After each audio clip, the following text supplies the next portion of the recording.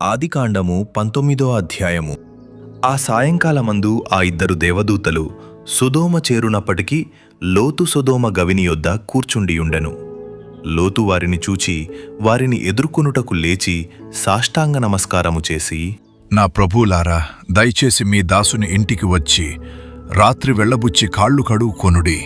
మీరు పెందలకడ లేచి మీ త్రోవను వెళ్ళవచ్చును అనెను. అందుకు వారు, అలాగు కాదు, నడివీధిలో రాత్రి వెళ్ళబుచ్చెదము అని చెప్పిరి. అయినను అతడు మిక్కిలి బలవంతము చేసినప్పుడు వారు అతని తట్టు తిరిగి అతని ఇంట ప్రవేశించిరి. అతడు వారికి విందు చేసి పొంగని రొట్టెలు కాల్చగా వారు భోజనము చేసిరి. వారు పండుకొనక ముందు ఆ పట్టణస్థులు అనగా సొదొమ మనుష్యులు, బాలురును వృద్ధులును ప్రజలందరూ నలుదిక్కుల నుండి కూడివచ్చి ఆ ఇల్లు చుట్టవేసి లోతును పిలిచి, ఈ రాత్రి నీ యొద్దకు వచ్చిన మనుషులు ఎక్కడా? మేము వారిని కూడునట్లు మా యొద్దకు వారిని వెలుపలికి తీసుకుని రమ్ము అని అతనితో చెప్పగా, లోతు వెలుపల ద్వారమునొద్దనున్న వారి దగ్గరకు వెళ్లి తన వెనుక తలుపు వేసి, అన్నలారా, ఇంత పాతకము కట్టుకొనుకుడి. ఇదిగో, పురుషుని కూడని ఇద్దరు కుమార్తెలు నాకున్నారు.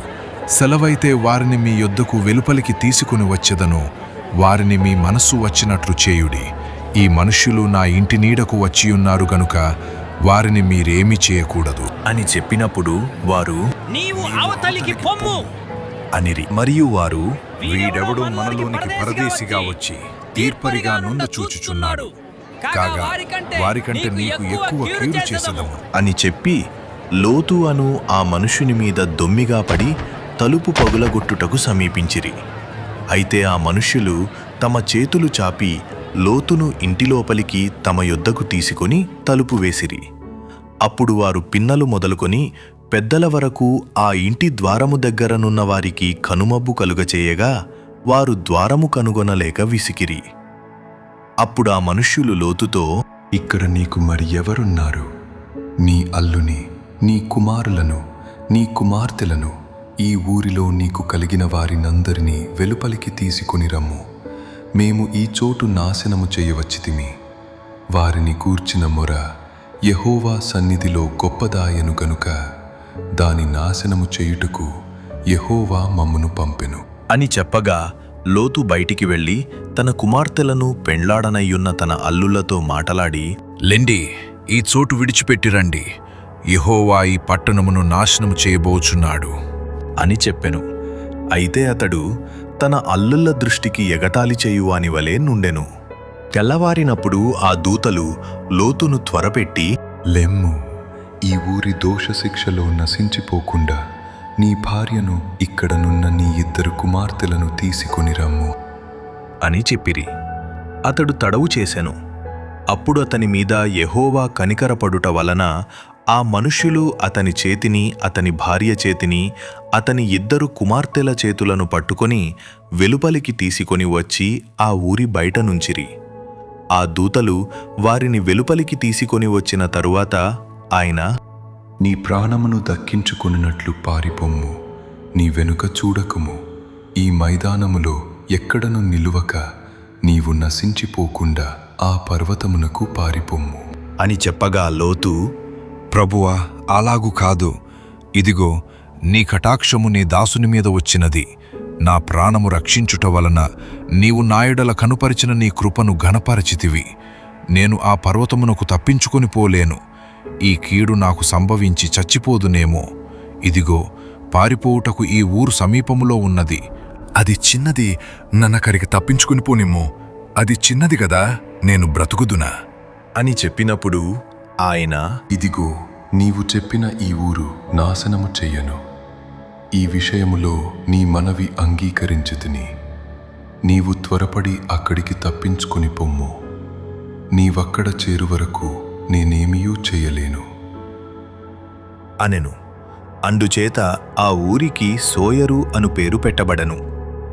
లోతు సోయరుకు వచ్చినప్పుడు ఆ దేశమున సూర్యుడు ఉదయించెను.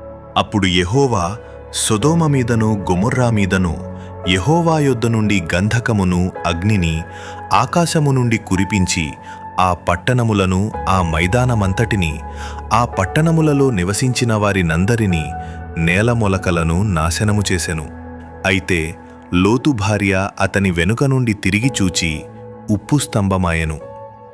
తెల్లవారినప్పుడు అబ్రహాము లేచి తాను యెహోవా సన్నిధిని నిలిచిన చోటికి వచ్చి సొదొమ గొమొర్రాల తట్టును, ఆ మైదానపు ప్రదేశము యావత్తును చూడగా, అదిగో ఆ ప్రదేశపు పొగ ఆవము పొగవలే లేచుచుండెను. దేవుడు ఆ మైదానపు పట్టణములను పాడుచేసినప్పుడు దేవుడు అబ్రహామును జ్ఞాపకము చేసుకొని లోతు కాపురమున్న పట్టణములను నాశనము చేసినప్పుడు ఆ నాశనము మధ్యన లోతు నశించకుండా అతని తప్పించెను. లోతు సోయరులో నివసించుటకు భయపడి తన 2 కుమార్తెలతో కూడా సోయరు నుండి పోయి ఆ పర్వతమందు నివసించెను. అతడును అతని 2 కుమార్తెలును ఒక గుహలో నివసించిరి. అట్లుండగా అక్క తన చెల్లెలితో, మన తండ్రి ముసలివాడు, సర్వలోక మర్యాద చొప్పున మనతో పోవుటకు లోకంలో ఏ పురుషుడునో లేడు. మన తండ్రికి ద్రాక్షారసము త్రాగించి అతనితో శయనించి మన తండ్రి వలన సంతానము కలుగచేసుకుందము రమ్ము అని చెప్పెను. ఆ రాత్రి వారు తమ తండ్రికి ద్రాక్షారసము త్రాగించిన తరువాత అతని పెద్ద కుమార్తె లోపలికి వెళ్ళి తన తండ్రితో శయనించెను. కాని ఆమె ఎప్పుడు శయనించెనో, ఎప్పుడు లేచిపోయెనో అతనికి తెలియలేదు. మరునాడు అక్క తన చెల్లెలిని చూచి, నిన్నటి రాత్రి నా తండ్రితో నేను శయనించితిని. ఈ రాత్రి అతనికి ద్రాక్షారసము త్రాగించిన తర్వాత నీవు లోపలికి వెళ్ళి అతనితో శయనించుము. అలాగున మన తండ్రి వలన సంతానము కలుగచేసుకుందము అని చెప్పెను. ఆ రాత్రియు వారు తమ తండ్రికి ద్రాక్షారసము త్రాగించిరి. అప్పుడా చిన్నది లేచి అతనితో శయనించెను. ఆమె ఎప్పుడు శయనించెనో, ఎప్పుడు లేచిపోయెనో అతనికి తెలియలేదు. అలాగున లోతు యొక్క 2 కుమార్తెలు తమ తండ్రి వలన గర్భవతులైరి. వారిలో పెద్దది కుమారుని కని వానికి మోయాబాను పేరు పెట్టెను. అతడు నేటి వరకు మోయాబీయులకు మూలపురుషుడుగా ఎంచబడెను. చిన్నది కూడా కుమారుని కని వానికి బెన్నమ్మి అను పేరు పెట్టెను. అతడు నేటి వరకు అమ్మోనీయులకు మూలపురుషుడుగా ఎంచబడెను.